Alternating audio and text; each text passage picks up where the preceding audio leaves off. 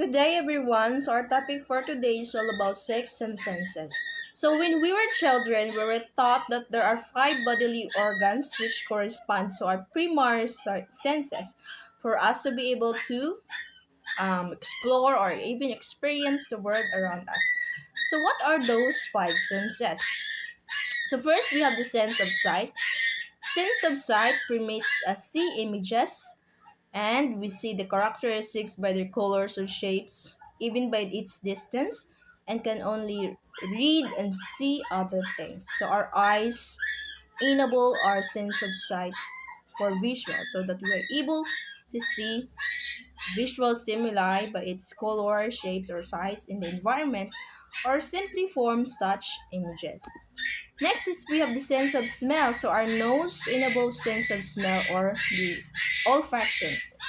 We're able to experience its sense of different types of smells, even strong odors, thick odors, pleasant aromas, and even unpleasant odors. So next we have here the sense of hearing. So our ears allows us to sense of hearing, called audition, so that we are able to experience sounds of varying tones, pitches, and even volume. So everything we hear with our ears is through our sense of hearing by laughing, crying, yelling, or any noises. Next is we have here the sense of taste. So our tongue is covered with taste buds that allows us to sense of taste or called gustations. So we are able to experience uh, the taste of saltness, bitterness, or sweetness. Next is we have here the sense of touch or feeling. So sense of touch or feelings, we are able to experience tactile experiences of heat or even its absence, various textures, and various physical pressures. So these five senses comprises our sensorium. So the totality of our sensory experience and perception.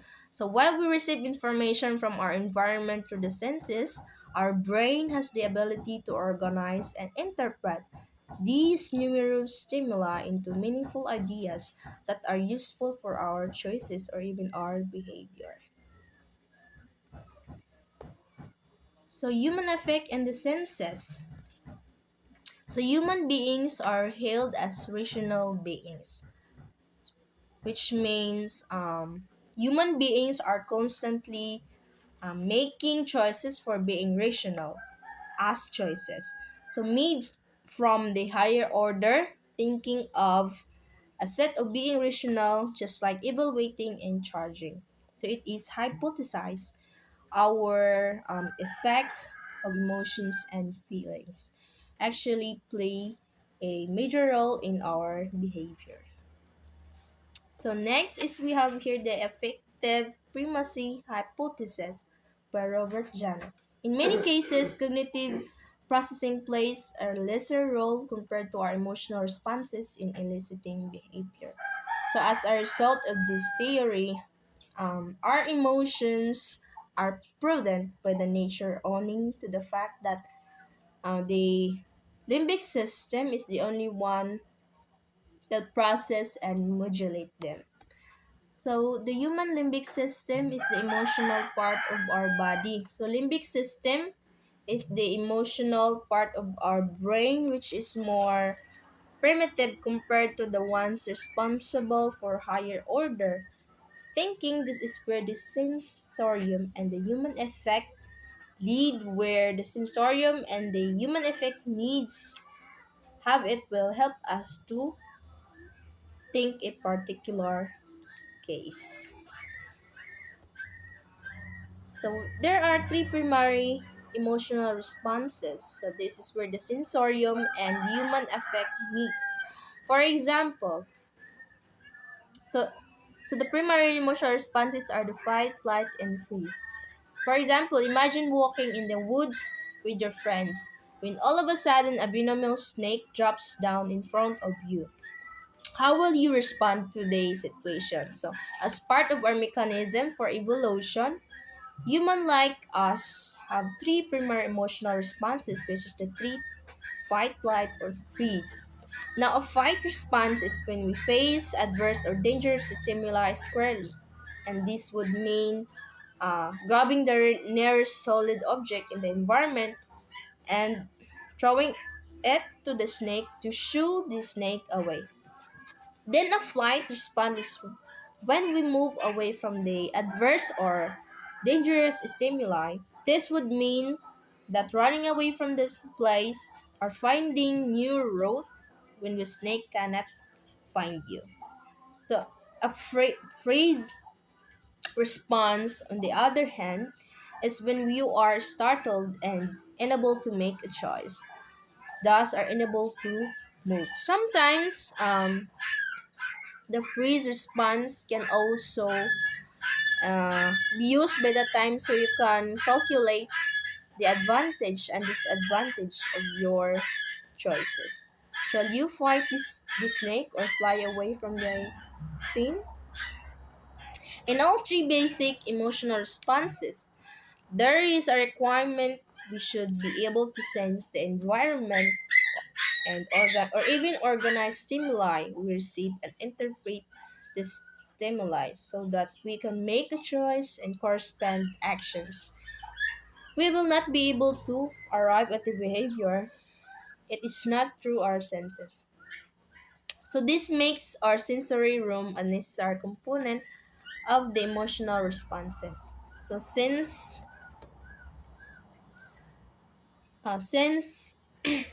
and sexuality. Having provided an overview on how humans affect the sensorium and the brain limbic system coordinate. So visual culture is an essential element of our society rather. Um, visual experience or site visit incorporate memorable encounters in the educational learning. So thereby providing a robust experience that will live on in the individual long after they have lost their eyesight. So mankind has always been interested in the way people perceive the world, and this has become one of the lessons why visual is one of the important aspects for senses and sexuality. So visual culture is an essential element of society. It means our visuals help us to know different thing around us, to keep up updated, especially nowadays where there are a lot of things happening, not even in the society but also around the world. Thus remind us to focus what is ahead of us, and that's why it is only appropriate to utilize this visual, which is the visual culture. So next is we have here our language as a visual component. Yes, to our society relay the culture to create meaning and convey information. For instance, our language as a visual component help us to know what to do, knowing the writing systems or those signs we are seeing everywhere through signage rather. So walking down the streets, you will see a lot of the signage placed on business established to tell you or even guide you where to go and buy the things you want. As for medical, health, or even going to school, or etc. etc. So the study of Bra and Wall in 2007 found that men respond more visual stimuli than women, and men tend to be influenced by the sex of the actors in a sexual scenario. So according to Robert Lowland 2007 found that men respond more to visual sexual stimuli. This only means that men are more aggressive and sexually than even just watching some black posts or sex tapes. So they become aroused on what they have seen, or even when it or even in just on a tape or in the phone rather. So since there are some sites where they offer different sex tapes, according to research, men are more out to visit those kinds of sites. So women were influenced by context, although women are responsive also to the sexual content of a visual stimuli.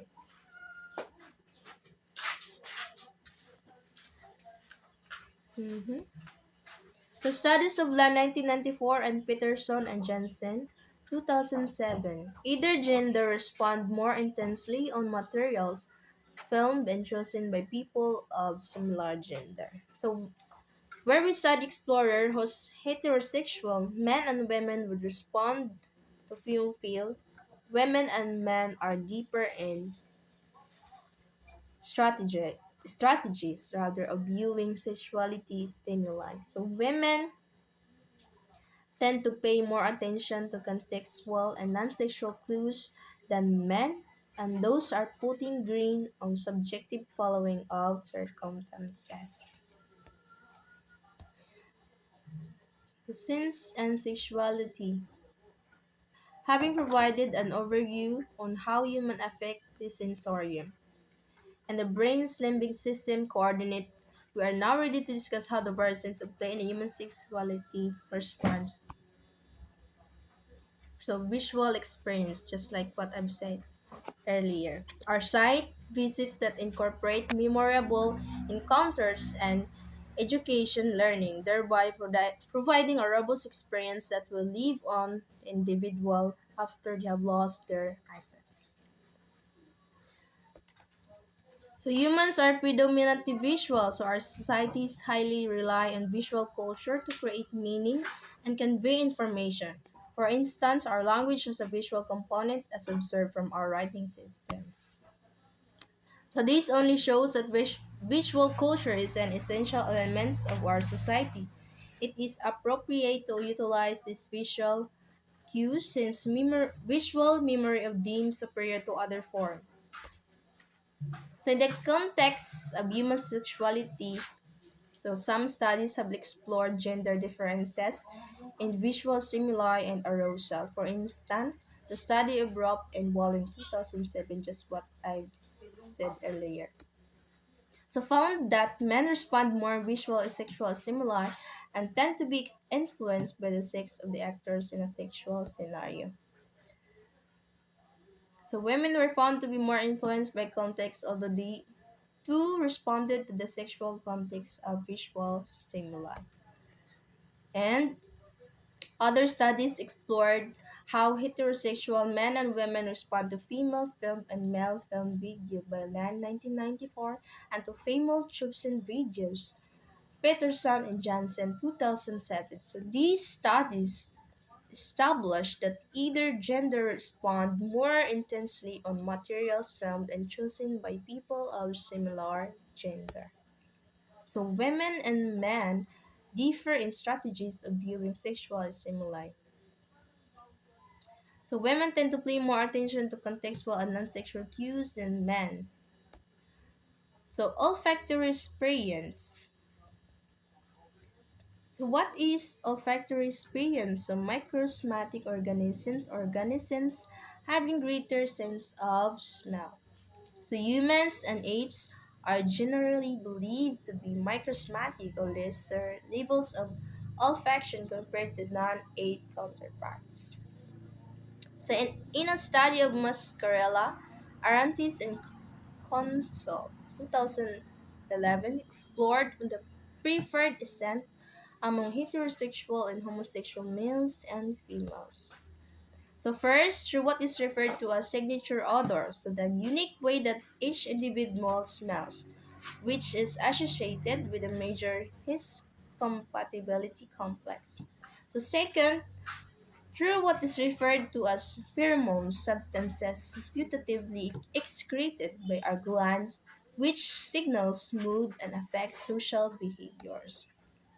So one of the famous studies about MHCs is the Sweetie T-shirt experiment of Weekend and Fury 1997, Weekend at 1995. So in the early 1930s, an entomologist, Beth 1932, suggested that there are hormones emitted outwards. They also called as ectohormones. In the 1970s, the McClintock effect, 1971, or menstrual synchrony, the observation that females in the same dormitory usually would have their menstruation at nearly the same time. So what do scientists think human pheromones do? So first, it is thought to act as attractants of the opposite sex, repellents of the same sex, and stabilizer of mother-infant bond, and modulators of menstrual cycle. Cutler, 1999. So, chemicals thought to be human hormones are, we have here the androstenedione, or it has a testosterone-like substance found in male sweat, saliva, and urine. So second is estratinol, EST, and estrogen like found in female urine. So lastly is spirulina or hyperline, a substance found in human semen, pubic sweat, and smegma. So next, if we have here the tactile experiences. So what is tactile experiences? So tactile is one of the sensations are received as an element of intimacy of our body. So as a sensation, touch has some elements. So tactile elements pertain to experience relative to the object being felt. And it is rough, smooth, or soft, rather called thermal elements. On the other hand, human body also have different threshold of tactile experience. So areas such as the mouth, anus, genitals, and nipples are referred to as primary erogenous zone called a sensitive touch. So, the back, cheek, neck, and buttocks are secondary erogenous zone also sensitive to touch, but the body involved in the reproductive rather and sexual act. In intimate relationships, um, it is suggested to be one of the love language. A person whose love language is touch to tend to give and receive tactile stimulation to and from others through holding, hugging, and other forms of physical connections. So we have here the auditory experience. So what is auditory experience? So social interactions are not only visuals but also auditory process. So our human language often had a verbal counterpart to the written language. So auditory processing is the ability to interpret the sounds that are one has heard. In central auditory processing, the brain must identify the incoming sounds and make an analysis of those sounds and attach meaning to them. So sexual activities are also a verbal communication process. So sounds give additional context to sexual situation. So in sexual interactions, couples may give verbal erotic encourage or words that trigger sexual response or verbal expression of affections. And words that manifest feelings or I love you and I miss you. So a survey of popular music will show that love and sex are among the common themes of songs nowadays. So this only emphasizes the value of sound in human sexuality. So that will be all. Thank you for listening.